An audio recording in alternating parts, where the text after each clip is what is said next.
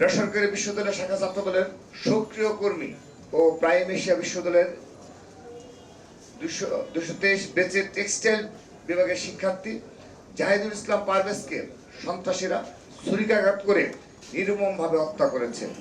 ইন্না লিল্লাহি ওয়া ইন্না ইলাইহি রাজিউন। শনিবার 19 এপ্রিল 2025 বিকাল 4টায় বিশ্ববিদ্যালয় ক্যাম্পাসের সামনে এই বর্বর ঘটনা ঘটে। মরহুম জাহিদুল ইসলাম পারভেজ ময়মনসিংহ জেলার ভালুকা উপজেলার বিরুনিয়া ইউনিয়নের বাসিন্দা। আমরা মরহুমের পরিবার, আত্মীয় স্বজন ও সহপাঠীদের প্রতি সমবেদনা জানাচ্ছি। প্রচন্ড উচ্ছৃঙ্খল মেহেরাজ ইসলামগঞ্জ বিশ্ববিদ্যালয় কর্তৃপক্ষের করে দেয়া এই মীমাংসা মানতে অস্বীকৃতি জানিয়ে 10-15টি লাশ ফেলার হুমকি দিয়ে বহিরাগতদের ডেকে নিয়ে আসেন এবং পারভেজের উপর পরিকল্পিত হামলা চালায়।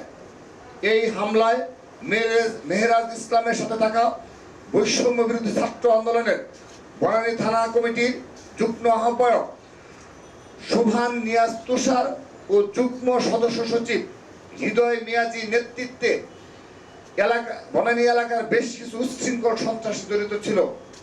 তারা ছুরি দিয়ে পারভেজের বুকের উপর আঘাত করে হত্যা করে